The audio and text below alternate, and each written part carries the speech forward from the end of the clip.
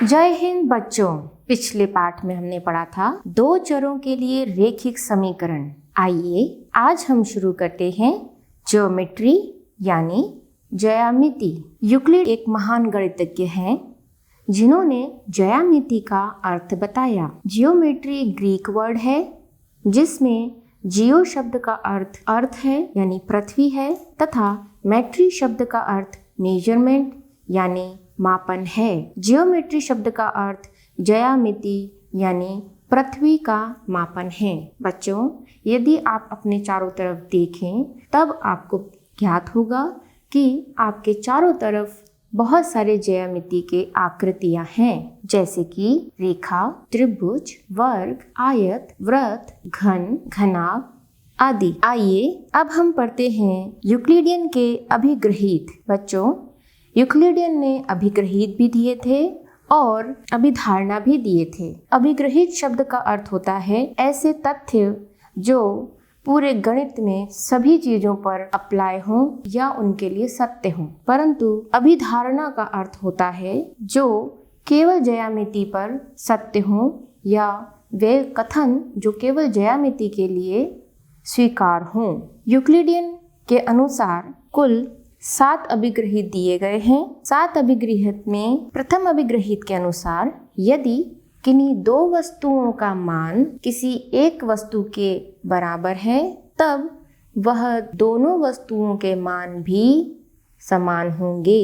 उदाहरण के लिए, यदि A = C है तथा B = C है तब A का मान भी B के समान होगा। दूसरा अभिग्रहित यूक्लिडियन के अनुसार यदि किन्हीं दो समान संख्याओं अथवा वस्तुओं में दो समान संख्याएं यदि जोड़ी जाती हैं तब प्राप्त होने वाला परिणाम भी समान होगा। उदाहरण के लिए, यदि 2 = 2 है तब 2 + 2 = 2 + 2। इस प्रकार 4 = 4 होगा। तृतीय अभिग्रहित के अनुसार यदि दो वस्तुएं अथवा दो राशियां समान हैं तब उनमें से यदि कोई मान घटाया जाए तब मान बराबर आएगा।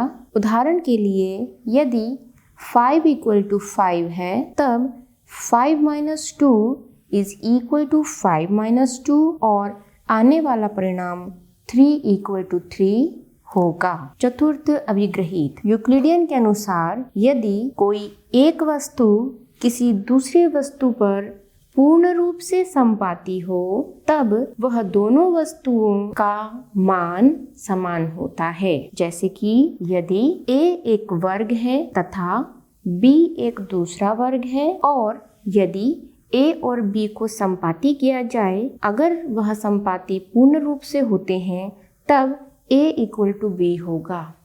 इसी प्रकार से यदि एक वृत्त तथा दूसरा वृत्त संपाती हैं तब पूर्ण रूप से उनकी त्रिज्या व उनकी परिधि बराबर होगी। आइए अब हम देखते हैं पांचवा अभिग्रहित।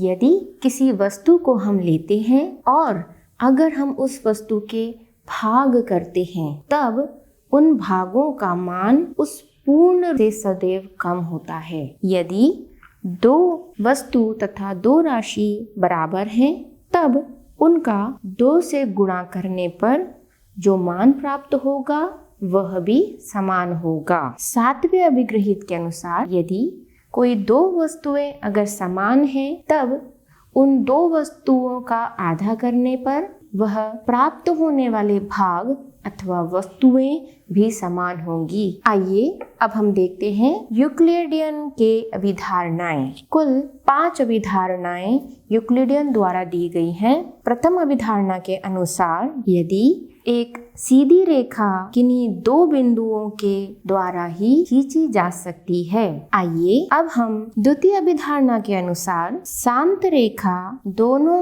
ओर अनिश्चित रूप से बढ़ाई जा सकती है। तृतीय अभिधारणा के अनुसार यदि एक वृत्त हमें खींचना है तब हमें एक केंद्र तथा त्रिज्या की आवश्यकता होती है। बिना केंद्र अथवा त्रिज्या के हम वृत्त का निर्माण नहीं कर सकते हैं। चतुर्थ अभिधारणा के अनुसार प्रकृति में सभी समकोण कोण बराबर होते हैं, जैसे कि समकोण त्रिभुज तथा चतुर्थांश के मध्य अथवा दो अक्षों के मध्य बनने वाला कोण 90 डिग्री सभी के लिए समान होता है। अब हम पांचवी अभिधारणा के बारे में जानते हैं। यदि L तथा M दो रेखाओं को तीसरी रेखा N काटती है और रेखा N के एक ही ओर बने दोनों अंतःकोणों का योग दो समकोण से कम हो तो M बढ़ाने पर उसी ओर मिलेंगी जिस ओर के कोणों का योग दो समकोण से कम होगा। बच्चों, यहाँ पर N तथा M समानांतर रेखाएं हैं क्योंकि इनमें प्रतिच्छेद बिंदु प्राप्त नहीं हो रहा है। ऐसा भी हम कह सकते हैं कि इनमें एक भी बिंदु प्रतिच्छेद नहीं हो रहा है। माना कि एक रेखा N है तथा एक सीधी रेखा M है, तब यह समानांतर रेखाएं नहीं है क्योंकि इन शांत रेखाखंडों को आगे की तरफ अनिश्चित रूप से बढ़ाने पर इनमें हमें एक कोण प्राप्त होता है तथा एक प्रतिच्छेद बिंदु A प्राप्त होता है, जिस वजह से हम यह कह सकते हैं कि यह समानांतर रेखाएं नहीं हैं। परंतु इस चित्र में M तथा N समानांतर रेखाएं हैं क्योंकि इन रेखाखंडों को आगे बढ़ाने पर भी हमें प्रतिच्छेद बिंदु प्राप्त नहीं होता है। यदि इसमें L तथा M समानांतर नहीं हैं, तब वे किसी एक बिंदु पर प्रतिच्छेद करेंगे और L तथा M जो समानांतर नहीं हैं, उनके एक तरफ अंतःकोणों का योग 180 से कम होगा। समानांतर रेखाओं के अस्तित्व के बारे में अब हम देखते हैं। यदि L और M दो रेखाओं की तीसरी रेखा N काटती है और N के एक ही ओर बने अंतःकोण 1 तथा 2 का योग समकोण हो अथवा दोनों कोणों का योग 180 के बराबर होगा, और यदि दो रेखाएं समानांतर हैं, तब इन रेखाओं N तथा M में एक भी प्रतिच्छेदित बिंदु प्राप्त नहीं होगा। आइए बच्चों, अब हम देखते हैं लंब रेखाएं। यदि दो रेखाओं में से एक रेखा दूसरी पर 90 डिग्री का कोण बनाती है, तब वे दो रेखाएं लंब रेखाएं कहलाती हैं। रेखाखंड वह सीधी रेखा जिसके दोनों सिरे बिंदु होते हैं रेखाखंड कहलाते हैं। रेखाखंड में सीमा होती है। रेखाखंड दो बिंदुओं की सहायता से बनाया जाता है। बच्चों, एक बिंदु की सहायता से रेखाखंड का निर्माण संभव नहीं है, परंतु एक बिंदु से पास होने वाले रेखाओं की संख्या अनगिनत होती है। उसी तरह से यदि एक रेखाखंड है जिनका प्रथम बिंदु तथा अंतिम बिंदु रेखाखंड की सीमा को व्यक्त कर रहा है, उन दोनों बिंदुओं से पास होने वाले रेखाओं की संख्या अनगिनत होगी। आइए अब हम देखते हैं वृत्त की त्रिज्या। यह वृत्त का केंद्र है। केंद्र बिंदु से परिधि के किसी भी बिंदु पर खींचे जाने पर एक रेखाखंड प्राप्त होगा। यह रेखाखंड का मान R यानी वृत्त की त्रिज्या कहलाता है। यह है R त्रिज्या, O ओरिजिन है, P इस प्रकार त्रिज्या का मान हुआ OP। यदि वृत्त की त्रिज्या कम होती है तब वृत्त का आकार भी कम प्राप्त होता है। वर्ग एक ऐसा चतुर्भुज जिसकी सभी भुजाएं बराबर हों तथा सभी कोण समकोण हों वर्ग कहलाता है। बच्चों ध्यान दीजिए, एक बिंदु से एक ही रेखा खींची जा सकती है। यह कथन पूर्ण रूप से असत्य है, क्योंकि जैसा कि अभी बताया, एक बिंदु से एक भी रेखा नहीं खींची जा सकती है। रेखाखंड के लिए हमें किन्हीं दो बिंदुओं की आवश्यकता होती है। किन्हीं दो बिंदुओं से होकर जाने वाली रेखाओं की संख्या असंख्य होती है। यह कथन पूर्ण रूप से असत्य है, क्योंकि इसमें एक ही रेखा जाएगी, एक ही रेखा खींची जाएगी। यदि हम इस बात को ऐसा समझें कि किसी रेखाखंड के दोनों अंतिम बिंदुओं से पास होने वाली रेखाओं की संख्या, तब हम यह कह सकते हैं कि वह अनगिनत हैं। परंतु किन्हीं दो बिंदुओं से होकर जाने वाली रेखाओं की संख्या एक ही होगी, जिसे हम रेखाखंड कहते हैं। बच्चों शांत रेखा दोनों ओर अनिश्चित रूप से बढ़ाई जा सकती है। यह कथन पूर्ण रूप से सत्य है। यदि दो वृत्त बराबर हैं, तो उनकी त्रिज्याएं बराबर होती हैं और यह कथन भी पूर्ण रूप से सत्य है। यह कथन चौथे नंबर के यूक्लिडियन अभिग्रहित के अनुसार कार्य कर रहा है, जिसमें कोई दो वस्तुएं यदि समपाती होती हैं, संगत होती हैं, तब वे दोनों वस्तुएं एक दूसरे के बराबर कही जा सकती हैं। बच्चों यदि AB का मान XY के बराबर है तथा XY का मान PQ के बराबर है, तब AB का मान PQ के बराबर होगा। यह कथन भी पूर्ण रूप से सत्य है। यहाँ पर तीन रेखाखंड दिए गए हैं, AB, XY तथा PQ। आइए अब अगले प्रश्न की ओर बढ़ते हैं। इसमें यहाँ कम से कम ऐसे तीन बिंदु विद्यमान हैं कि वे एक रेखा पर स्थित नहीं हैं। हाँ, यह अभिधारणा असंगत है। यहाँ तीन बिंदु विद्यमान हैं तथा वे एक रेखा पर ही स्थित नहीं हैं। दोनों कथन भिन्न भिन्न स्थिति को बता रहे हैं और यूक्लिडियन की अभिधारणा के अनुसार अनुसरण नहीं करते हैं, अर्थात एक रेखा पर स्थित नहीं है। आइए बच्चों अब अगला प्रश्न देखते हैं। बिंदु C रेखाखंड AB का एक मध्य बिंदु कहलाता है। सिद्ध कीजिए कि यह रेखाखंड एक और केवल एक ही मध्य बिंदु होता है। आइए अब इसका हल करते हैं। परिभाषा अनुसार AB एक रेखाखंड है तथा C मध्य बिंदु है। हमें सिद्ध करना है कि रेखाखंड AB में एक ही मध्य बिंदु है। इसके लिए हम विपरीत स्थिति लेकर चलेंगे, जिसमें हमने C डैश एक अन्य बिंदु की अभी कल्पना की है और माना है कि C डैश AB का मध्य बिंदु है। हल माना कि C डैश भी मध्य बिंदु है, जो कि विपरीत स्थिति को व्यक्त कर रहा है। हम यह लेके चल रहे हैं। मध्य बिंदु की परिभाषा के अनुसार कह सकते हैं कि AC dash equal to 1/2 of AB।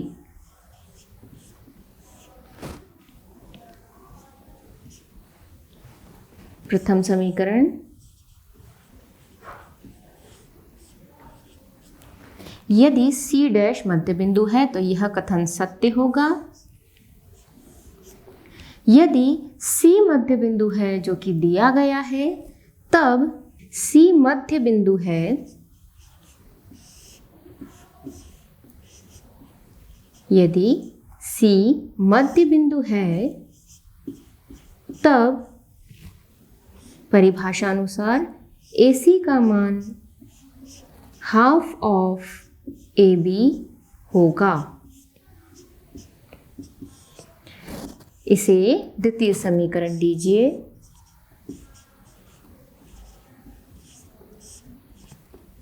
बच्चों प्रथम तथा द्वितीय समीकरण के अनुसार हम कह सकते हैं AC डैश तथा AC का मान बराबर है, इक्वल है। AC is equal to AC dash. Euclidean के परिभाषा के अनुसार कह सकते हैं कि AC का मान यदि AC डैश के बराबर है तब C तथा C डैश बिंदु एक ही है, और जो हमने अभी धारणा ली है C डैश मध्य बिंदु है, गलत है। अतः C एक ही बिंदु है जो कि AB का मध्य बिंदु है। अतः C बिंदु C डैश के बराबर है जो कि मध्य बिंदु है।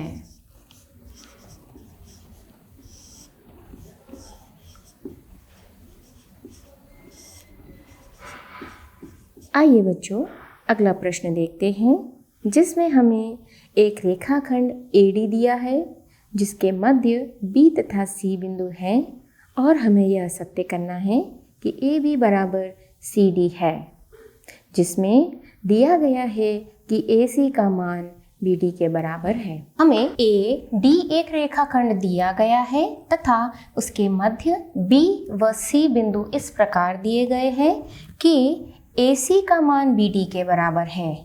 AC का मान BD के बराबर है। हमें सिद्ध करना है AB is equal to CD।